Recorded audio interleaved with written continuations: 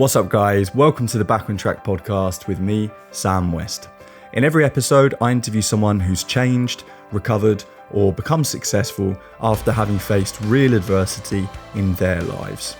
On today's episode is YouTube star Jessica Kent, and her story covers everything from bullying and addiction to prison and drug dealing. When Jessica got sent to prison again, this time for a potentially really long sentence, she found out whilst on the inside that she was pregnant. This turned out to be a massive catalyst for change, and Jessica decided to get sober and fight hard for the custody of her daughter upon release. Nowadays, Jessica is 8 years sober and has a wonderful family and uses her story to inspire others on her YouTube channel. So, without further ado, let's get into her story and hear what happened from start to finish. So, Jessica, first of all, thank you so much for coming on the podcast. Really appreciate you giving us some of your time. And how are you doing? How's everything going? Well, I'm so happy to be here. Thank you for asking me on. It is raining in Chicago, which is where I am. So if you hear rain in the background, it's not my fault. But other than that, I'm doing great. And I'm sorry to all your listeners with the massive thunderstorm we have, which is super weird. Well, luckily we can't hear it, so that's all right. And here in England, the weather's not much better, so don't worry about it. I feel your pain. Jessica, let's get straight into it. So going back to the start, you know, as you were growing up, things were really difficult from the outset. You know, like parents splitting up at the age of 4, being homeless at the age of 8. I mean, just tell me a bit about what life was like back then for you. So yeah, that's a really good place to start. My life was crazy. And the funny thing is I never thought my life was abnormal until I got older. And I'm like, wait, other people don't live like this. But yeah, we were very, very poor. My mom was getting evicted out of Section 8 housing all the time, so we were kind of bounced around. So I moved a lot, and sometimes I would even have to leave a school district and then go back to that same school district mid-year. So a lot of my friends were like, what is happening? Well, I didn't have a lot of friends, but people that I went to school with were like, what's going on with this chick? And it was kind of embarrassing. I didn't want to tell people that there isn't food at home or that I don't have cool clothes like you do because we don't have the money for cool clothes. And I grew up in that kind of environment. And when I became a teenager, I was really resentful of that. I was just mad, and I was going to figure out any way that I possibly could to make money and have nice shoes and have nice clothes. And you're not going to talk crap to me because I got my pockets full of money and nice shoes on my feet, and that is kind of how I started selling drugs. And yeah, I could talk about me forever. So if you have other questions about my childhood. There was like kind of a sort of key moment when you were 13, when you sort of snapped at some bullies in the classroom and through the book or whatever. And that's how you met sort of a friend that introduced you to certain things. Wow, you know so much about my story. That's amazing. So yeah, I was bullied a lot. I had a short boy haircut, which I think is super cute, like a pixie cut. That was not cool back in the day. I'm 31. So back then when I was 13, it was not cool to look like a boy.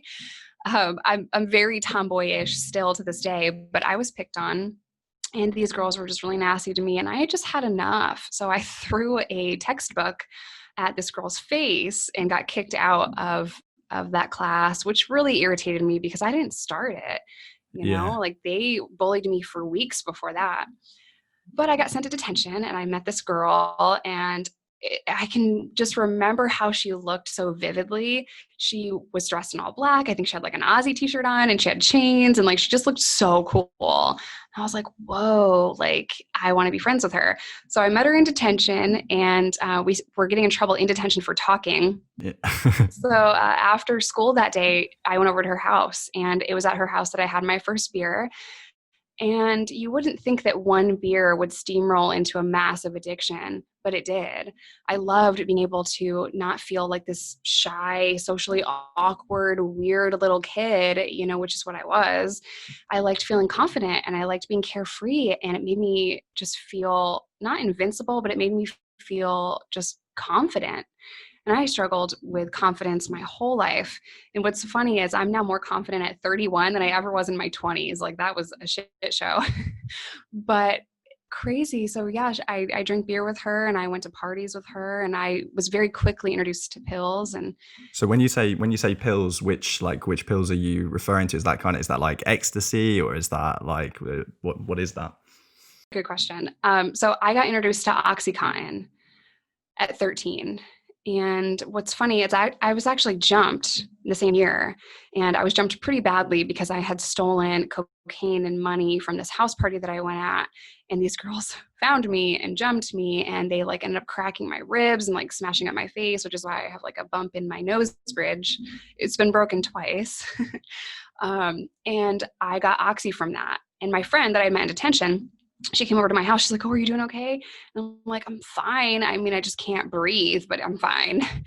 And she saw my mom kind of gave me my prescription medication to take on my own because she thought I was responsible, which technically I was at that point. I still hadn't had my like rebellious phase. So my mom trusted that I would take them when I needed them. And there was very little oversight to that. So my friend came over and she's like, "What are you doing? Oh my God, you could just crush these. What have you been doing?" I'm like, "I swallow them every 4 hours, like it says on the label." Yeah, like you're supposed Like, to do. Yeah, yeah. she's like, "No, you have to snort it." So, you know what, from there, I was hooked. You know, I didn't want to feel like myself. I didn't want to be Jessica. Jessica is a nerdy, weird, introverted, socially awkward kid that gets bullied. And I don't want to be that person. I want to feel better. So my addiction started at a very young age. That's really interesting. It's a common story, isn't it? People that progress on to like, heroin addictions and stuff like that. Like it starts with this pain medication that they're given. So you get into pills at 13, which is really young, and you're going to parties a lot. And how did things just spiral out of control? What carried on happening from there? I do want to back up a little bit here because I also struggle with depression and anxiety, but I didn't have that verbiage in my toolbox. So I didn't know that I was depressed. I didn't know that I had social anxiety and just regular anxiety. I have all of the anxiety. I didn't know that. I just thought I'm sad sometimes, and I Right. thought that that was kind of normal, but it's not normal to not want to get out of bed. So pills made me happy and it made me want to get out of bed, and so did alcohol.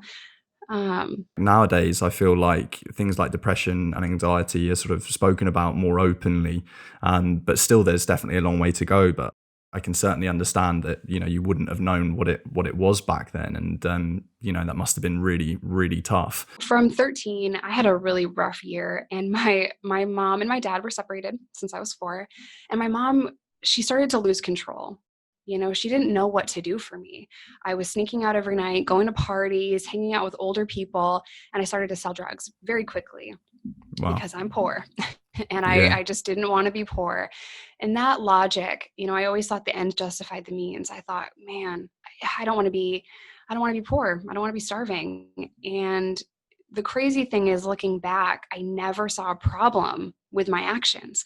I never saw that there was anything wrong with selling drugs. Someone's going to sell them. Why not me? Why not make the money and buy food and buy snacks in the school cafeteria and nice shoes? So my mom was really frustrated by that. She saw that I was, had money in my pocket, and she saw that I was buying groceries and all this stuff. And she's like, "Where is this coming from?"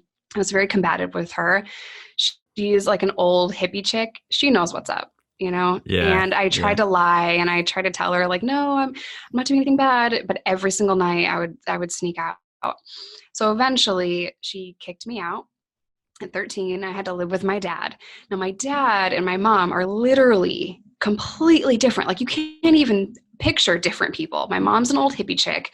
My dad is like really conservative, like completely different. He works at a radio station. He has my whole life, so he's very, very right wing. My mom's very not. So that's cool. And she's like, "Your dad is going to have to take care of you. Like, I can't do this anymore." And she thought if I lived with him, I would have, more stability, and I would see that I don't have to do all these things. But to me, my decision was already made. I was already going to sell drugs. So I moved out of this tiny little place called Hancock, New York. It's right on the border of Pennsylvania. And I moved up to Sydney, New York. And that wasn't any better because you take you everywhere you go. So even though I moved to a different town, I still was me, and I still was going to find those people, and I was going to smoke weed and drink alcohol and take drugs. I don't really consider weed a drug, but in my 13-year-old mind, I was very much about that lifestyle. Yeah. So were you balancing at that time already an addiction with selling drugs? Did those two things kind of start at the same time? They did. Using started first, but I didn't think I had a drug problem. I didn't think I was an addict. I just thought I liked to party because, again, I didn't have the vocabulary. I didn't know about mental health. I didn't know about addiction. And I didn't really have a lot of come downs because I wouldn't take the pills every single day. I would Right. mix it up. Some days I would drink alcohol if I could get it, or take pills if I could get it. The only thing I was doing consistently was smoking weed. So I didn't feel that there was a problem there. I wasn't going through withdrawal all the time because I wasn't using it. I would wake up with headaches, but I always just thought I was just hungover, and it's not a big deal. Drink some water, take some ibuprofen or whatever. It was years later that I realized that this is a much deeper problem. Years later. So. Wow. Okay. And dealing at such a young age, there must have been some sort of like scary moments along the way. Such a good question, because there should be. I should have been scared, but I wasn't. I was so arrogant and so mean and angry. I just would walk around with a chip on my shoulder, and you weren't going to tell me what to do. I was very confrontational and violent. So the person that I am today is absolutely nothing like the person I used to be. I'm walking around like Eminem, like girls down. And you were juggling all of this as well with going to school, or were you missing school at this stage to go out and do all those things? Yeah, I would try to skip school as much as I could. And I knew that my dad would leave work at 11.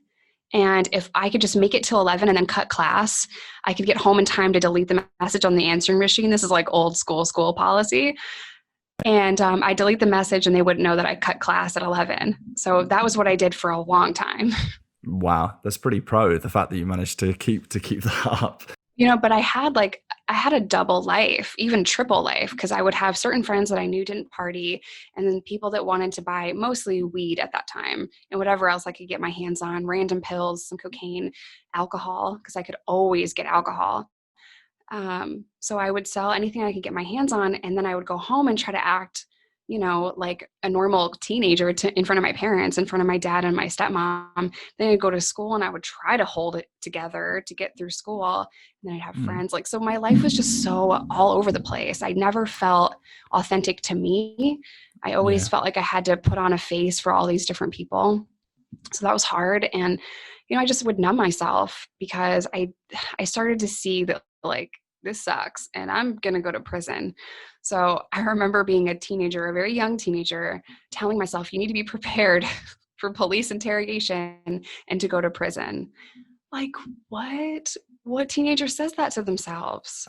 Absolutely. But I mean, it just sounds so hectic. And, ultimately it all came from sort of the problems that you had growing up, like being bullied and all the other difficulties that you mentioned. And that led to you having this massive chip on your shoulder and going down that route, so it's understandable, like certainly from my point of view anyway. And, so you mentioned the police there, and it didn't take that long for there to be some real consequences, right? So I first got arrested at 14 for underage drinking and cutting class and not going to school. So I was put on what is called PINS probation. And what PINS probation is, it's through the school, and you have a probation officer. They come to your house, they drug test you. It's like real probation, but for minors. So that was the first time that I was caught up in a little bit of trouble. And then after that, I was 16 and I was put on, what's it called? Youth probation. So that is out of the parole office. So now it's like big girl probation, but I'm still a minor, but they just kind of upgraded me. Now it's a whole different ballgame. Now it's not just, I have somebody coming to the school to check on me, make sure I'm there. No, now it's, you're going to follow all these terms and conditions of actual probation. And if you don't, you're going to be put on house arrest. You're going to probably go to jail. And they're very threatening in that. So now I have to create a way to still do the drugs without being drug tested. And during that time, it was alcohol that I could get away with the most. And I learned very quickly how to detox my system from weed.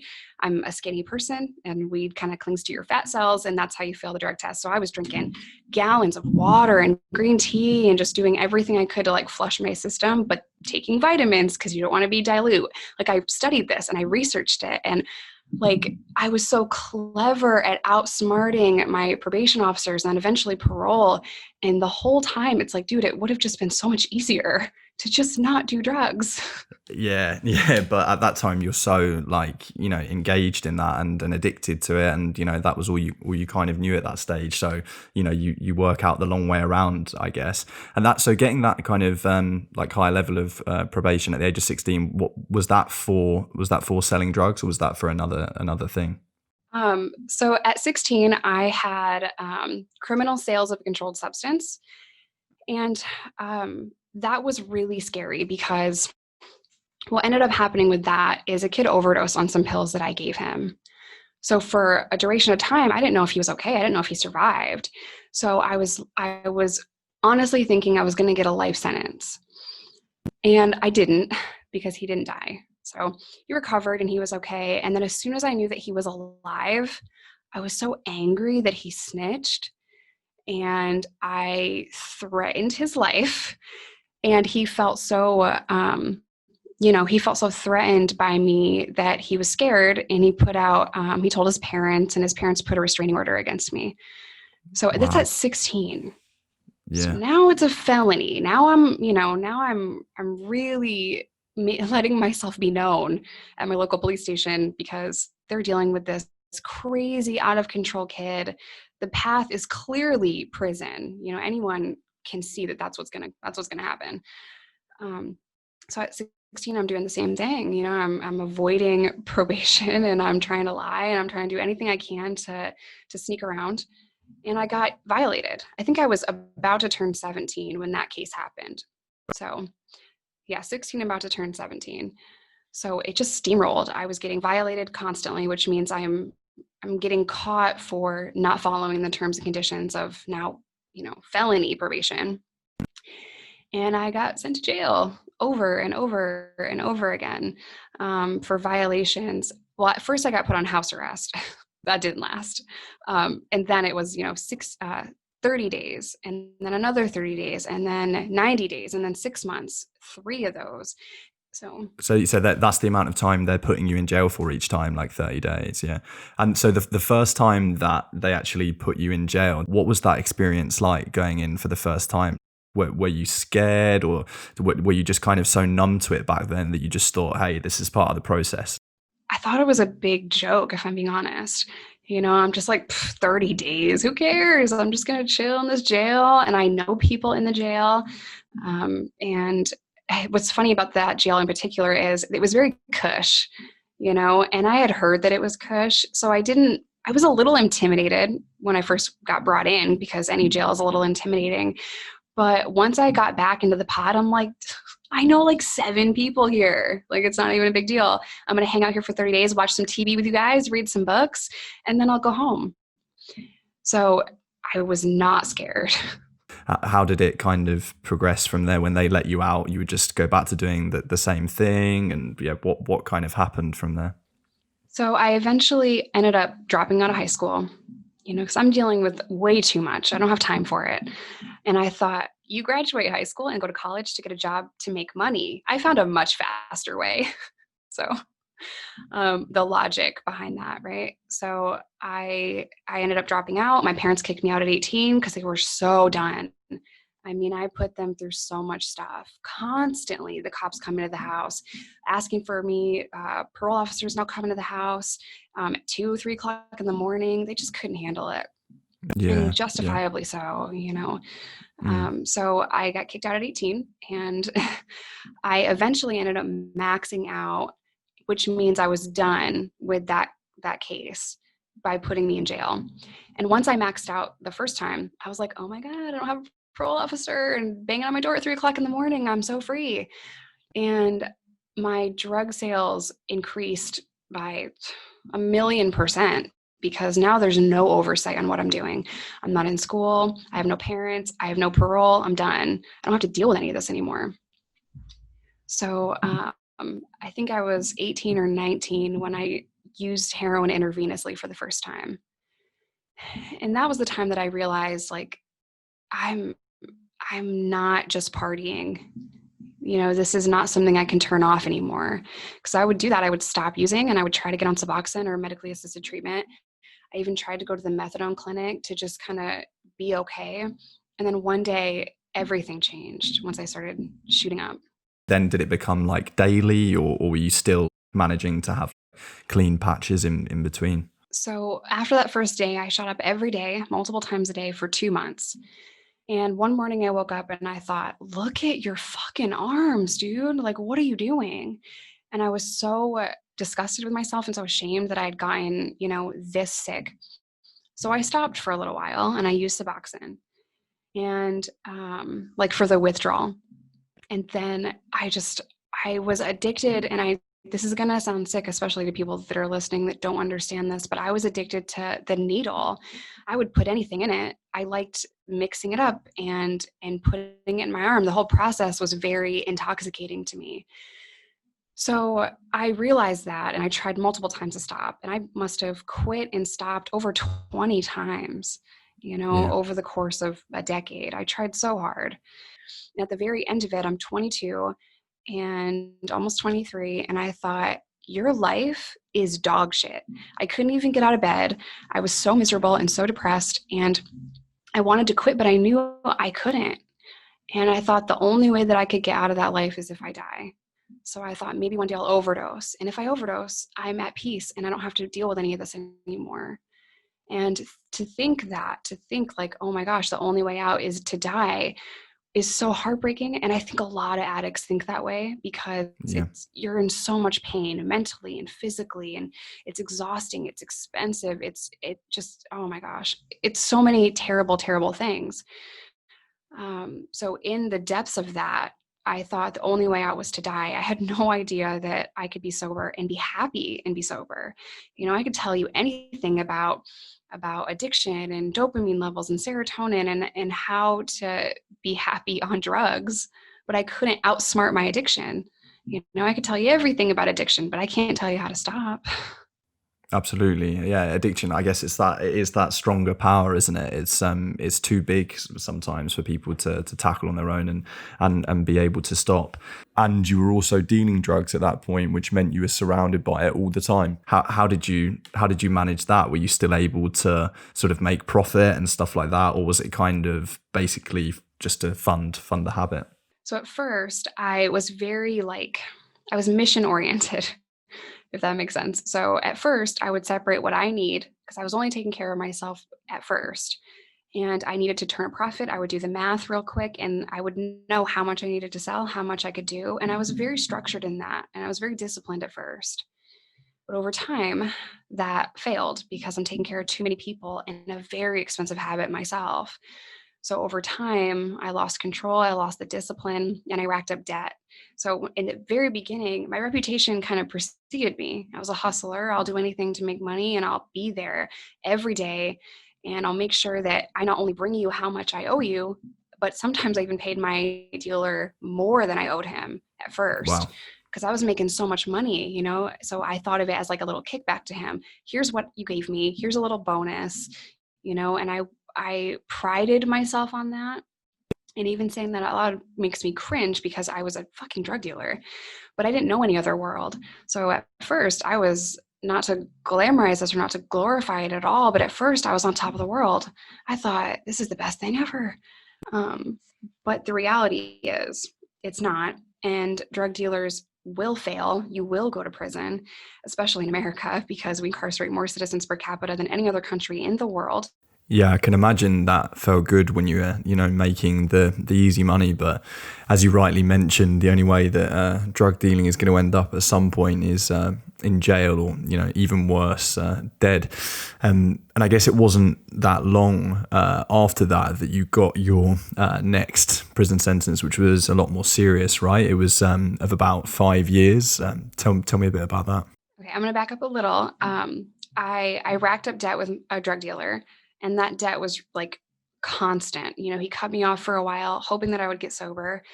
I didn't. I lied to him, told him I got sober, and he decided to put me back on, which means he's going to deliver drugs to me at a very low rate and a lot of drugs.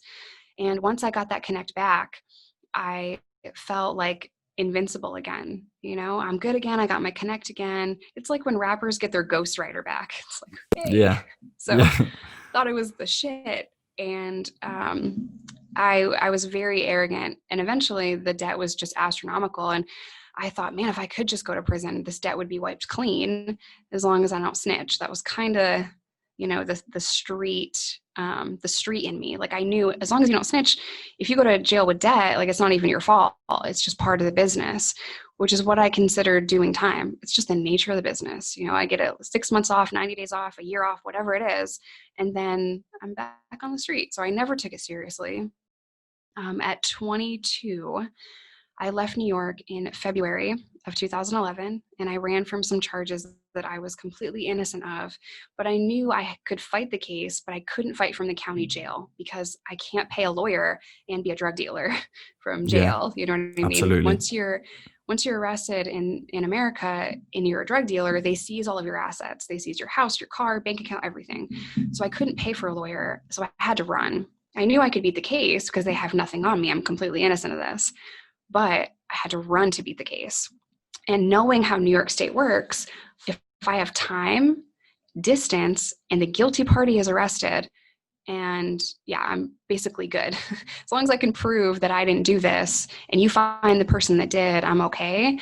No, I'm not going to help them find the person. They have to find the person, because if I snitch, that's a whole thing, So I was basically just waiting. That was my thought process. Just wait for them to get, the guilty party, let them do their investigation, do whatever they got to do.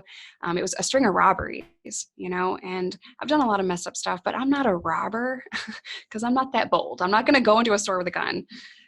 So anyway, I ran from the robbery case, and I was in Arkansas randomly because I had a friend there, and I'm in Arkansas, and everyone around me is doing methamphetamine. I had never seen that before. And I thought, oh my God, this is gross. Like, y'all are gross. I can't believe we're doing meth and staying up for days. And like one person is carpet surfing. I don't know if you know what that is. No, I have no idea. What is carpet surfing? It's a very glamorous thing that you do. You think that you see meth on the floor. So they're like looking for more meth on the floor, and they'll do it for hours. I was like, whoa, this is intense. And the first time I saw that, I was completely sober. I had a couple of months off heroin, and I thought I was so badass because I beat it. I'm good now. I had 2 or 3 months sober, and I was doing a really good job. And I felt great, but I was also binge drinking. But I'm off heroin, so I'm doing great. Yeah. And one day I was just fed up. I couldn't get my friend Robbie, who I talk about on my channel a lot, I couldn't get him off meth. And I was frustrated, and I didn't know what to do, and I just gave up, and I started using meth. What was that like the first time that you took meth? What does it feel like? Okay, so I ended up buying what I thought was $50 worth of meth, but this person gave me a hookup, and he gave me $150 worth of meth, but I had no idea, because I'm like, I got a 50 piece. How much is that worth? It's worth the size of a quarter. And he gave me like a little bag of it. And I'm like, cool, that's $50 worth. No, it's not. And I was in this condemned trailer with my friend, and no one was there. It was just me, but it was his trailer. And I walked into the bathroom, a bathroom that has a hole in the floor, like there's a toilet. That's not what I'm saying. It had a hole in the floor because it was just so it was so ratchet, and you had to like step around this hole. So I set up all this stuff. I have a water bottle, and I take off the cap of the water bottle, and I put a little bit in there, and I put some water in. I remember I put 20 cc's of water in, and it came back in the syringe 40 cc's. That means it double backed. It means it's really strong, but I don't know that because I'm brand new. So I'm like, this is weird. It's really thick. Like, I have to push some of that out. I can never get that in my arm. And I feel like this is so graphic for your audience, but no. I dumped some of it out. I dumped some of it out, and I put more water in it. And I had 30 cc's of water and the drugs. And I thought, okay, I'll try that. And I remember sitting down on the toilet and putting it in my arm. And I thought, I have to clean up this mess before everyone gets back. So I went to stand up to clean up all of the stuff, and I fell down. And I fell on the floor. I can't see. My vision went completely blurry. I have the wah-wahs, which my head is like, whoa, whoa, whoa, whoa. I can't yell out for help. I can't even talk because I tried. And I thought I was going to die. And I thought, I'm going to die in a condemned trailer in Arkansas, and no one's even going to know. So I was so scared. My heart is pounding out of my chest. And Yeah. I was terrified. I started hyperventilating, and it felt like it was lasting forever. And then out of nowhere, I started to become a little more rational. I was like, you need to take deep breaths because you're going to have a heart attack. Calm down, take deep breaths. And once I started to do that, my vision came back, and I thought, okay, the wah-wahs went away, and I was able to stand up. And I thought, you're alive. You're not going to die. You're not going to die. And when I cleaned up everything, the first thought in my mind was not, you almost just died. The first thought in my mind was, whoa, that's the best high I've ever felt in my life. And for 7 months, I chased that high. Hearing you describe that first bit, especially to somebody that's never taken it, they'd hear it and go, like, I would definitely never do that again. But actually the feeling was so good that came after it that, as you say, it was the high that you were chasing. So you became addicted to that, and did things kind of get further out of hand? So I was, before that, I was a heroin pill addict, maybe alcoholic, right? Now I'm a meth addict. And it was a whole different ball game. I became so sick. I couldn't eat. I couldn't drink fluids. I couldn't sleep. I'm usually about 120 pounds. And I got all the way down to like 90 pounds. I was so skinny. I was so I knew I was dying, but there was nothing I could do, because I was so addicted to it. Shooting up got harder and harder because I'm not drinking any fluids. I had a sore on my arm from trying to hit the same spot over and over again. So my arms looked horrible, and I've tattooed over all of my scars. But I lost control. So one day I thought, you need to get control back. So don't do meth. My logic was set timers on your phone to remind yourself to drink a Gatorade so that you know that you're going to go to the bathroom. Like I couldn't even pee because I was drinking no water. So I would set timers on my phone to pee, and that is how sick I was, and periodically I would also take Roxy's, which is a pill like Oxycontin, and that would help me fall asleep. So I'd be up for 5-6 days, and then I'm like, oh my God, when's the last time you slept? Oh, you have no idea? Take a Roxy. And a Roxy would let me go to sleep. So I was constantly doing meth and then doing Roxy's. So the stress on my heart was ridiculous because one morning I'm up, the next morning I'm down, and I was so incapable of saving my own life. There was even one time where I looked in the mirror and there was no color to my eye. It was all pupil. And I thought, this is the craziest shit I've ever seen in my life. Like I have no soul. I remember specifically thinking, you have no soul anymore. And when I was arrested October 20th of 2011. And when I was arrested, I was almost relieved because I just didn't even know what else to do. Just fucking put me in jail because I can't stop on my own. But I was arrested for possession of meth with intent to delivery of meth, and simultaneous possession of drugs and a firearm. They sound like pretty serious charges. And so that time it was going to prison, but not for 30 days, not for 60 days, but for a lot longer. Is that right? So I got a 5-year sentence, and it's very confusing how they do it in Arkansas, but I got 5 years. I had to just serve a minimum of 50% of my time because of the gun. So they do that on all gun charges. You have to serve a minimum of 50% of your sentence, even though the gun was null processed, which means they didn't formally, like they reduced it because it wasn't in my actual possession in the car. So complicated, but I got 5 years under 50%, 15 suspended, and 40 years exposure because they thought that I would definitely commit another felony, and they would be able to put me in prison for up to 15 years. And then the 40 years exposure, the feds could have came in and made it a Fed case if I committed another felony in Arkansas. But I have not committed a felony since 2011. I have not done drugs since 2011. So they Amazing. definitely didn't see that coming. No, exactly. Well, you did incredibly well to get out of that dire situation you were in, and maybe actually going to prison in that moment was the thing that needed to happen. But there's something very sort of different about your story, and that's that you actually didn't go to prison alone in some ways, right? Because you found out did you find out you were pregnant whilst in prison, or was it before you went in? And yeah, just tell me a bit about that.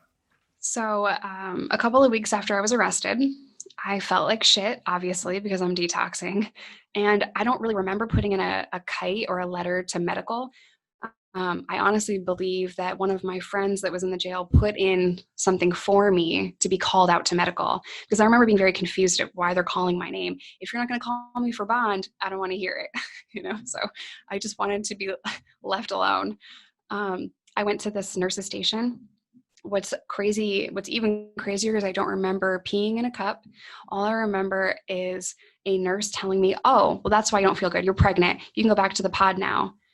And I was like, Just as if it "Excuse was me. normal. Yeah, this is massive news. You can't just speed past there and act like you didn't just say what you just said, lady." Like, Yeah. so I told her that she's wrong and she got me mixed up with somebody else. I'm not pregnant. I'm on birth control. So you need to get your shit together, nurse, in this jail, because it's not me. Yeah. Like incompetence. Yeah. It was me. I was absolutely pregnant. And I went back to the pod and I ignored it because I'm like, there's no fucking way I'm pregnant. Like, there's no way I'm pregnant. And what's funny about birth control is if you don't take it at the same time every single day, then you can become pregnant. And I was a meth addict. Of course, I was doing nothing the way that I was supposed to be doing.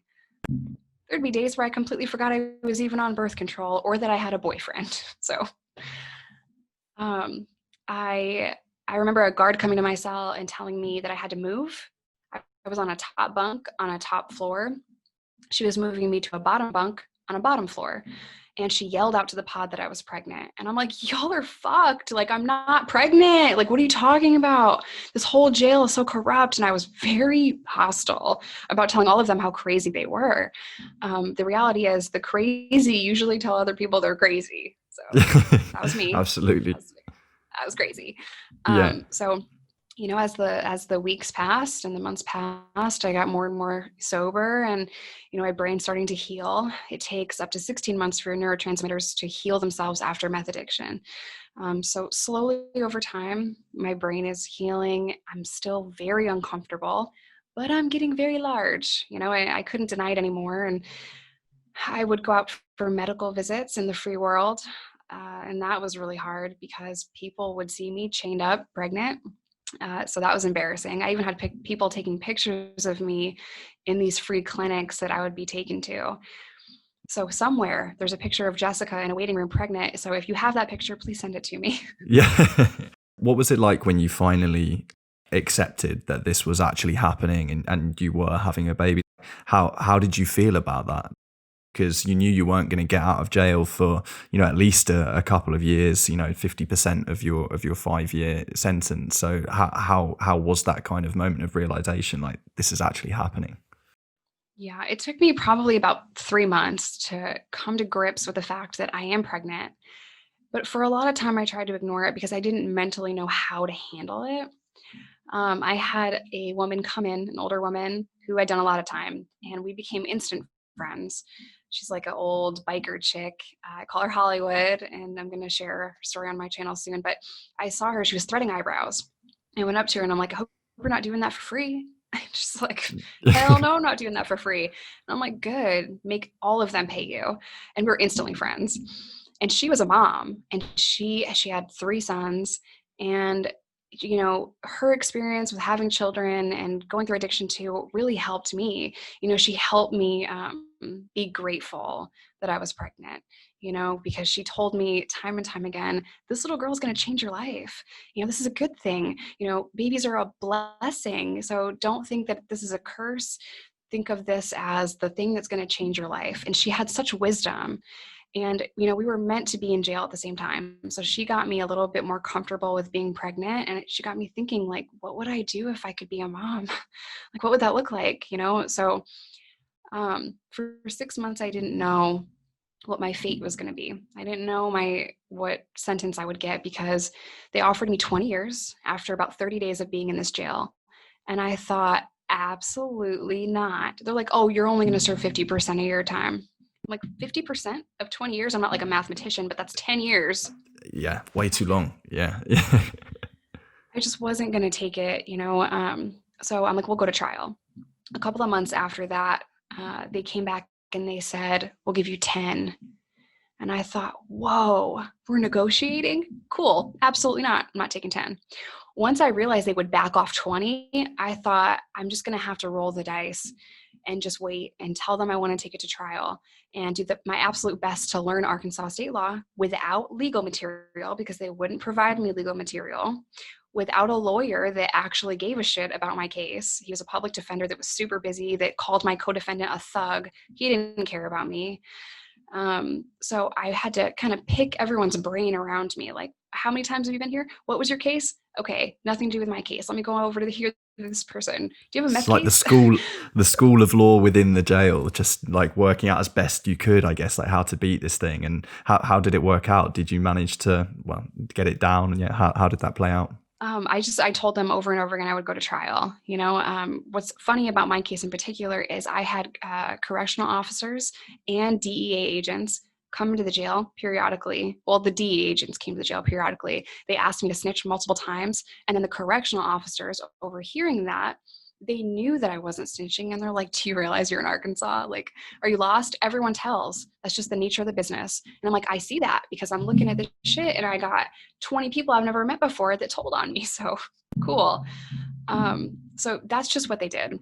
And I knew that, do what you got to do. If you can't serve time, whatever. But I know my moral compass, and I know that I did something wrong. I'm taking responsibility for my actions, but I want something fair at the same time. And at this point, fair to me is I just want to be a mother to my kid. So I had another friend he could be a lawyer. He's so talented, but he was also an inmate. And he said, just wait, dude, just be patient. People sign plea agreements that they don't agree with or that they don't want just to get out of county jail to go to prison. Don't be that person. I'm like, bro, who are you telling? Like, I'm not that person. I'm patient. Yeah. And I waited for 6 months. And one evening, I think it was about 4:00, my public defender pulled me out and we went into this little room by the mail pods, and he hands me these papers and he said, you are signing this today. I pick it up and I look at it and it says 5 years. And I thought, oh my God, 5 years, I have to sign this. So before I signed it, I ran out to the hallway and I told my friend Forrester, I'm like, yo, get out of the shower. And everyone's yelling for him. They're like, yo, New York is at the door, which is my nickname in that jail. New York's at the door. My friend comes out like half naked out of the shower, runs down the stairs. He's thinking something's wrong with the baby. It's not even his baby, but he thinks something's wrong. So he's like almost breaks his face because he's so scared. He's so worried. And I'm like, hey, like I just watched this half naked, tatted up dude almost break his face on the stairs. So I'm laughing at him because it just looked hilarious. And he's like, what? What's happening? Is the baby okay? Are you okay? And I'm like, sup? Should I sign for 5 years? And he's like, I almost hurt myself on the stair. Whatever. Yeah, sign for 5 years.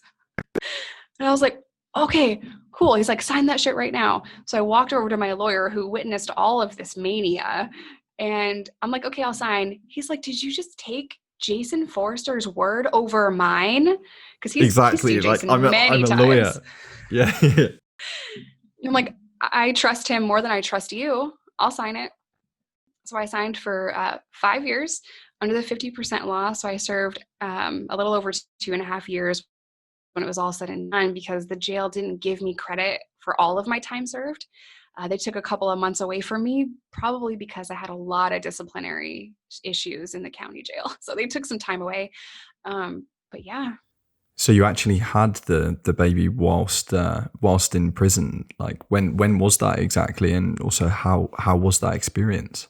So yeah, she was born June 12th of 2012. And man, that was a traumatic experience in itself. So I went to prison when I was 6 months pregnant and some change.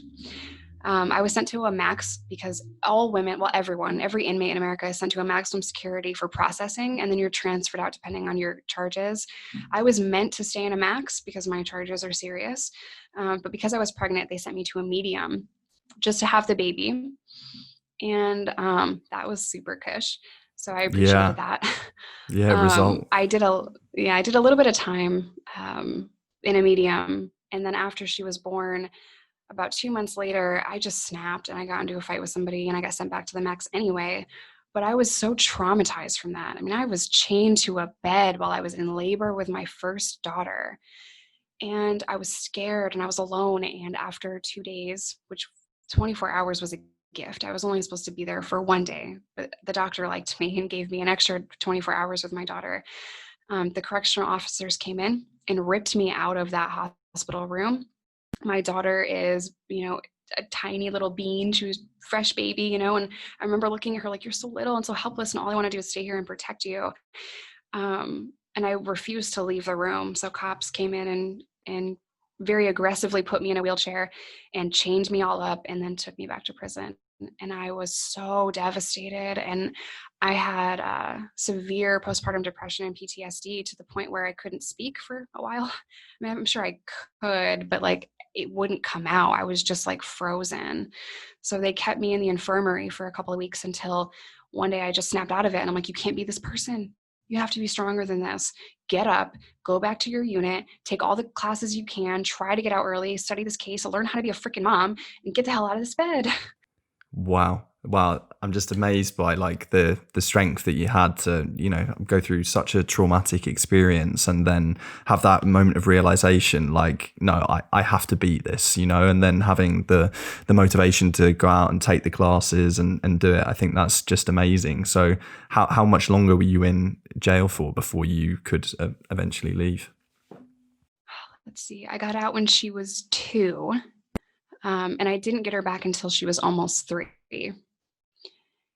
And oh my gosh, I got out. I was homeless. I had to live at a halfway house. I had no sneakers. I had no clothes. All I had was a very messed up Bible that was ripped to hell with numbers in it. Because that's the only thing they let you keep in prison is they let you keep a Bible. So if you go to SAG, you have your Bible or whatever. So I had some jail mail. I had nothing. And I was able to get a job at a telemarketing company and a vapor store. So I had 2 jobs.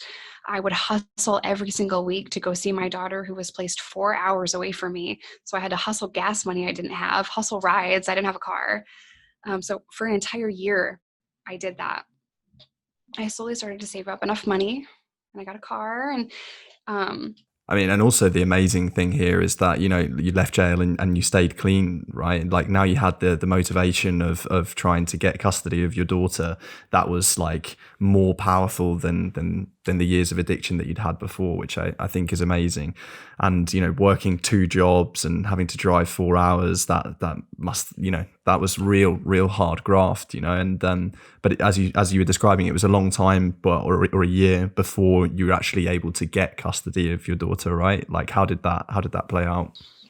Well, this whole case was very difficult in that they would drug test me, hair follicle drug test me.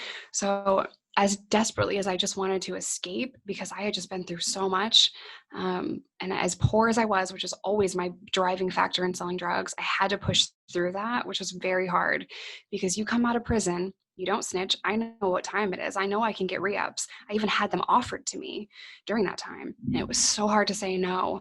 But for a long time, I didn't think I was going to win. I didn't think I was going to get full custody of my daughter. All I knew for sure was that I was going to try my absolute best. And one day, this is my thought process, one day my daughter will get these court documents and know that her mom didn't abuse drugs. Her mom fought like hell and lost. I just didn't want Yeah. her to think that I gave up because of drugs. I had to keep Yeah. going. Yeah. And over time, the judge gave me an extension and then another extension and then another extension. And then I had overnight visits, which was exhausting because I would have to drive there 4 hours, drive back 4 hours, spend the night with my daughter, drive back 4 hours, and then go home 4 hours. So my whole weekend was driving. The judge wouldn't let me get hotel rooms in that town because they wanted Micah to acclimate to my house, which is like, dude, she's 2. Like, she just likes bubbles. She's Yeah. going to think the elevator at the hotel is cool. Like, it's going to be fun, but whatever. Yeah. So I did everything they said. And then I had my final court appearance. Micah was living with me full time. And at this point, we kind of knew how it was going to go, but I wasn't sure. We walked into court together, and I'm holding her little baby hand. She was so tiny.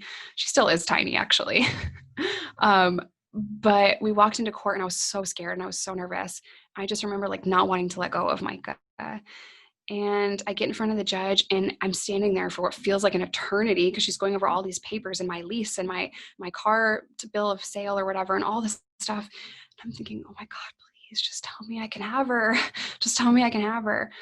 And the judge, after, I don't know, 80 years says, she's like, wow, Miss Kent, I'm actually really impressed at how diligently you have worked this case. And going over everything, I want to ask the caseworkers if they have anything to add. But as far as I'm concerned, I think you would be an amazing mother, and I think that you deserve full custody. And the caseworker, who wasn't extremely nice to me, got up and said, we have no, what's the technical word for it? We don't object to any of that. And they sat back down, and I'm like, wait, what does that mean? Like, I can have her? And the judge said, it is the decision of this court to grant you full soul legal custody of Micah.